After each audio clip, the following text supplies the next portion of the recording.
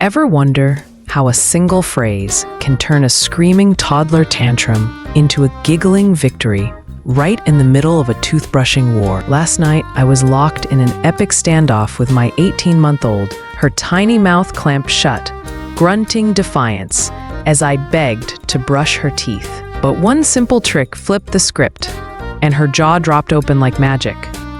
Want to know the secret? That's not just for toothbrushing, but for every battle you're fighting with your little one? Let's dive deeper, because what if I told you that this isn't just a lucky fluke, but a strategy rooted in how toddlers think? What if the same idea that got my stubborn tot to open wide could get yours to slip on shoes without a meltdown, or climb into bed without a wrestling match? Think about those moments when you're at your wit's end. Dinner's cold, you're late for daycare, and your kids decided socks are the enemy. There's a way to sidestep the power struggle, and it starts with understanding why they resist in the first place. Toddlers crave control, independence, a say in their tiny world. They're not just being difficult. They're testing boundaries, learning who's boss, and figuring out how far they can push. That's where science sneaks in. Ever heard of the Premack principle? Fancy name, simple idea. Pair something they don't want to do with something they love, and suddenly, they're game. For my little fighter, it was as easy as saying, "First, Mummy brushes your teeth, then we find Ducky." Her eyes lit up. She's obsessed with that toy. And just like that, the battle was over. But here's the kicker. This isn't a one-trick pony. It works for getting dressed, washing hands, even tackling that dreaded bedtime routine. Picture this. You're rushing to get out the door. Your toddler sprawled on the floor, refusing to budge. You kneel down, look him in the eye, and say, "First we put on your jacket, then we race to the car like superheroes." Watch how fast they scramble up, cape or no cape. Why does this work? It's not bribery. It's psychology. You're giving them a roadmap. Do this boring thing now. Get that fun thing next. It's predictable, it's clear, and it hands them a sliver of power in a world where they often feel powerless. Plus, it keeps you from turning into the bad guy. Instead of barking orders, you're offering a deal. And trust me, when you're both frazzled after a long day, this little script, first, then, becomes your lifeline. It's not just about winning the moment. It's about teaching them that tough stuff comes with a payoff. Studies back this up.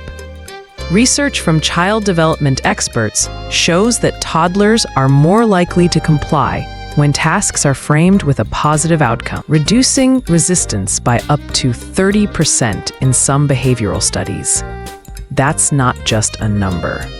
That's less screaming, less stress, less why me moments at 7 p.m. But let's be real. Toddlers aren't robots. What works today might flop tomorrow. So how do you stay one step ahead when your little one's mood swings faster than a pendulum? Before we tackle that, let's break this down to the nuts and bolts, because knowing why and how to win these battles is half the victory. Toddlers aren't mini adults. They're wired differently. Their brains are still building the bits that handle impulse control and long-term thinking, which is why, because I said so, rarely lands. They're driven by curiosity, a fierce need to do things my way, and an emotional roller coaster that can flip from joy to fury in seconds. That's why strategies like first-then statements are gold. They tap into a toddler's need for structure while dangling a carrot they can't resist. Let's paint the picture with a real morning I had last week. My kiddo woke up on the wrong side of the crib, and getting dressed was a no-go. She's flinging pajamas. I'm sweating, and we're already 10 minutes behind. I take a deep breath and say, "First, we put on your shirt. Then we'll build a tower with your blocks." Her face changes. Blocks are her jam. She lets me slip the shirt on, and we're stacking blocks 2 minutes later. That's the Premack principle in action. The undesirable task, dressing, gets tied to the reward, playtime, and resistance melts. But it's not just about the reward. It's the clarity. Toddlers thrive on knowing what's next. Child psychologists note that predictable routines can lower anxiety in young kids, making them feel secure enough to cooperate. Think about how often we disrupt their flow, yanking them from play to eat or from a cartoon to nap. First Then gives them a heads up, a tiny contract they can trust. And here's why it's a sanity saver for you. It stops the yelling. When I'm repeating first brush, then ducky, I'm not pleading or threatening. I'm just stating the deal. It's a calm anchor when I'm tempted to lose it. Now let's layer in some grit. This doesn't work every time. Some days, my tot just glares at me like I've offered her broccoli instead of a toy. Research from the Journal of Child Development suggests that external motivators like this are most effective when the child's already somewhat open to the task. About 70% of the time in controlled studies. That leaves a big chunk of moments where you need a backup. And trust me, I've been there. Last month, we had a week where First Then was met with a flat no every single time. Bath time became a wrestling match. I'd say, first bath, then story, and she'd just splash harder and scream. I felt like I was failing at Parenting 101. That's when I realized one strategy isn't enough. Toddlers are unpredictable little puzzles, and you've got to have a whole toolbox to crack them. Modeling is my next go-to. Showing, not telling. Kids learn by watching. It's how they pick up everything from waving bye-bye to throwing Cheerios. So when toothbrushing hit a wall, I grabbed my own brush, stood beside her, and made a big show of, "Oh, look at my big teeth," with a goofy grin. She stared, then mimicked me, mouth wide open. It's not magic, it's mirroring. Studies show observational learning is a primary way toddlers build skills, with imitation kicking in as early as 12 months. Break a task into steps. Do it with flair, and they'll follow. I've done this with eating too. Picking up a carrot stick, chomping loud, eyes wide, like it's the best thing ever. 9 times out of 10, she grabs one too.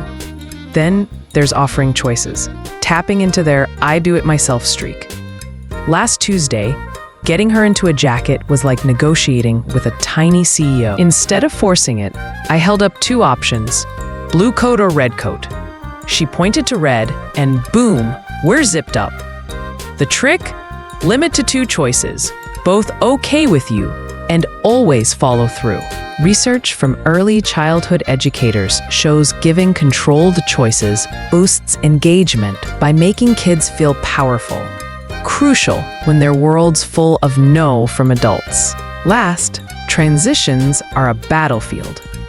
Yanking them from play to dinner sparks meltdowns because they hate loose ends. I've learned to warn them. 5 more minutes with blocks, then we eat. Or find a natural endpoint, like finishing a puzzle. A study from the American Academy of Pediatrics found that smooth transitions cut tantrum frequency by nearly half. These aren't just tricks. They're windows into how your kid ticks. But what happens when even these don't stick? Here's the twist that'll make you rethink everything. Sometimes the battle isn't about the task. It's about what you're saying without realizing it. Ever caught yourself snapping "stop it" when food flies across the room? I have, more times than I'd like to admit. But here's the shocker. Those knee-jerk phrases might be fueling the fire. I remember a dinner disaster a few weeks back. My little one's tossing peas like confetti. I'm exhausted and I bark, "Don't do that." She freezes, looks at me with those big eyes, then chucks another handful. Why? Because don't doesn't tell her what to do, it just spotlights the bad behavior. Child behavior experts say negative commands can backfire. toddlers often hear the action, not the don't, so they double down. A 2019 study on parenting language found that 60% of common phrases we use, like stop it or be careful, either confuse kids or send unintended messages. Instead, I've started flipping it.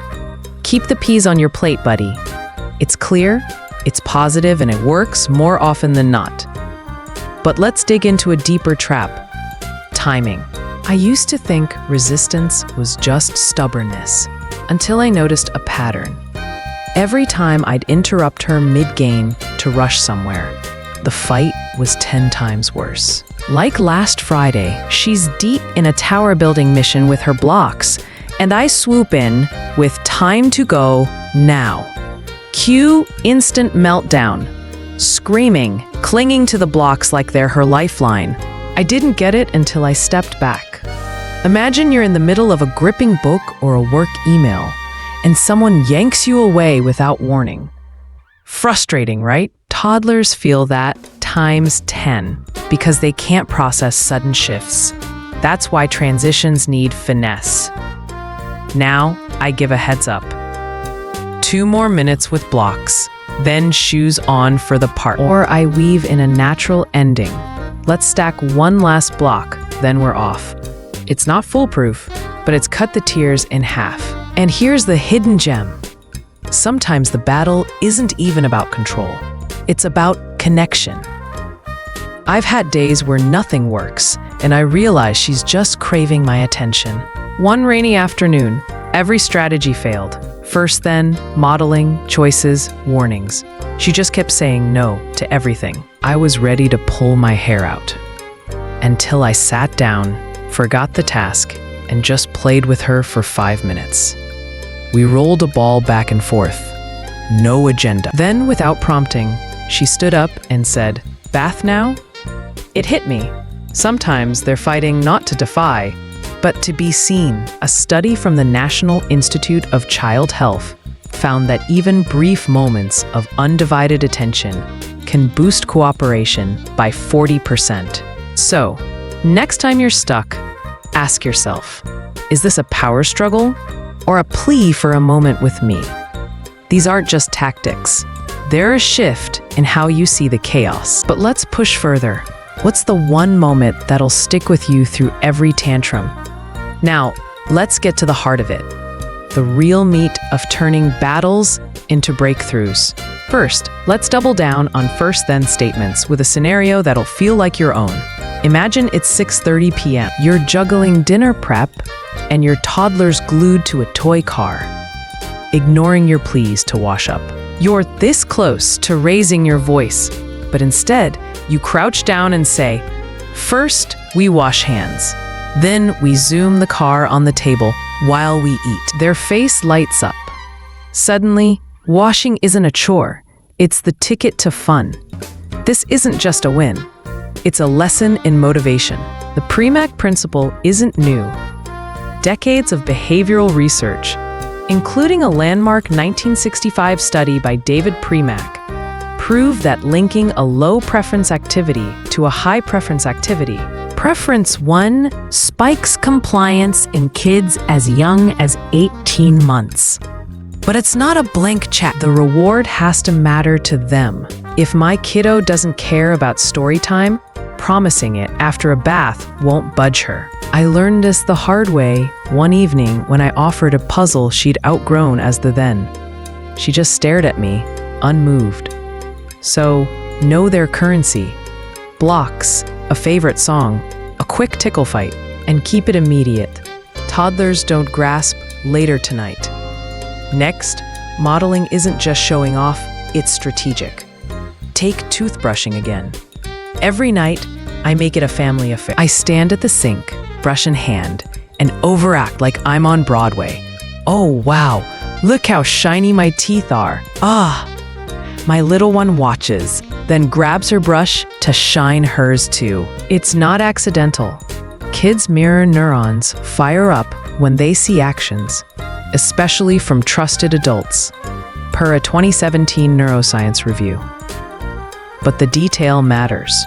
If she won't open her mouth, I zero in on that step. Exaggerated ah sounds, big goofy smile, then praise when she copies. Whoa, your teeth are huge. It's not just imitation, it's scaffolding. Break any task, eating, dressing, tidying, into bite-sized demos. I've modeled spoon holding during messy dinners, even wiping spills with a rag while narrating. See, we clean like this. She joins in, rag dragging behind her. Choices, though, are the secret sauce for independence junkies. Picture a cold morning, your toddler's barefoot, refusing socks. Instead of "put these on now," I say, "Do you want the dinosaur socks or the star ones?" They pick, they wear, no fight. Why? They've decided. But here's the logic. Too many options overwhelm. A 2015 study on decision-making in preschoolers found that more than 2 choices spike indecision and frustration. Stick to 2. Both okay with you. If it's snack time, don't ask, "What do you want?" Say, "Apple or banana," and always deliver. If they choose banana, don't swap it for something else, or trust erodes. I made that mistake once, promising a park trip after cleanup, then bailing due to rain. Next time I offered a choice, she didn't bite. Lesson learned. Transitions, the silent tantrum trigger, need equal weight. Toddlers hate being ripped from their flow. A month ago, I'd call "time for bed" while she's mid-drawing. Instant tears. Now, I watch for cues. 5 minutes before a switch, I say, "Soon we'll read a book. Let's finish your picture first." Or, I create an end point. One more crayon stroke, then we're done. It's not just kindness, it's brain science. Abrupt changes spike cortisol, the stress hormone in young kids, per a 2020 pediatric study. Warnings lower that spike, easing the shift. But here's the real clincher. Combine these. Last week, bath time was war. I started with a choice: bubble bath or no bubbles. She picked bubbles, then modeled, splashed water on myself, laughing. "Look, I'm wet." She giggled, joined in. Added first, then. First we scrub, then we play with the rubber duck. Finally, warned about ending. 2 more splashes, then towel time. No tears, just teamwork. These aren't standalone fixes. They're a system. Layer them based on the vibe. Some days, choices win. Others, modeling steals the show. But the ultimate power? Seeing past the fight to the feeling. When my tot fought me on everything one stormy evening, I dropped the plan, sat on the floor, and just built blocks with her. 5 minutes of pure focus. No agenda. She looked up, smiled, and said, "Bath now, Mummy?" Connection trumped strategy. Data backs this.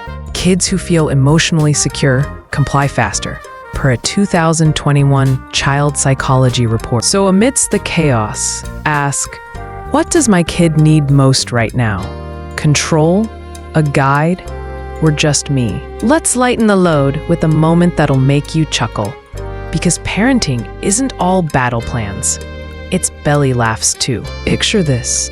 I'm on my knees after dinner, wiping up a spaghetti disaster under the high chair. Sauce everywhere. I'm grumbling, rag in hand. Suddenly, I feel a tiny tug. My little one's right there, clutching a napkin twice her size, helping me clean. She's dragging it across the floor, missing every spot, smearing more mess. But her face, pure pride. Like she's just mopped a mansion. I can't help but crack up. Her tiny brow furrowed in concentration, mimicking my every swipe. It's hilarious, but it's everything. That moment reminded me why modeling works. They're not just copying actions, they're copying us, down to the sighs and grunts. I could have scolded her for making more mess, but instead I handed her a damp cloth and said, "Let's clean together, champ." We scrubbed side by side, her mostly just waving the cloth like a flag, me doing the real work. But those 5 minutes, they weren't about a spotless floor. They were about her feeling big, capable, part of my world. And isn't that what we're after? Raising kids who want to jump in, not just obey? I've replayed that scene in my head on tough days when nothing's working and I'm tempted to just give up. It's a reminder. Sometimes the messiest moments are the ones that stick. The ones that show you they're watching, learning, loving through the chaos. So next time you're wiping up a spill or folding laundry, slow down. Let them grab a rag or a sock. Make it a game. Say, who can fold faster? Or let's scrub like pirates. Watch how they light up, how a chore turns into a memory. I've started doing this more, turning mundane stuff into mini adventures. Last week, we hunted for socks in the laundry basket. Her giggling as she paired them wrong. Me cheering like she'd found treasure. It's not just fun, it's bonding glue. And on days when tantrums hit hard, I think back to that spaghetti-smeared floor, her tiny hand helping. And I remember, there's joy in the struggle if you look close enough. These little snapshots, they're not just laughs, they're fuel. They keep you going when you're out of tricks, when the battles feel endless. So hold on to your version of that napkin moment. Whatever silly, sweet thing your kid does that makes you pause. Maybe it's them reading a book upside down to copy you, or cooking with a spoon and air. Let it ground you, because behind every no, every thrown pea, every clamped shut mouth, there's a kid just dying to be your sidekick if you show him how. So here's the bottom line. Winning the toddler battle isn't about outsmarting them. It's about outloving them, outthinking them, outplaying them with strategies that match their wonderful wiring. First then statements turn chores into deals they can't refuse. Modeling shows them the way with actions louder than words. Choices hand them the reins, just enough to feel big. And transitions? They smooth the rough edges of their day and yours. These aren't just hacks. They're a way to see your kid, really see them, beyond the tantrums. Start small. Pick one to try tonight, whether it's pairing bath time with a toy or mimicking a goofy aha at the sink. Watch how the fight fades, how connection creeps in. If you found a spark in these ideas and want to keep digging into ways to make parenting less of a war and more of a win, hit that like, subscribe, and notification bell. Your support keeps me sharing. And hey, I'd love to hear, what's the wildest toddler battle you've won? And how'd you pull it off? Drop your story in the comments. Let's swap some battle scars and laughs.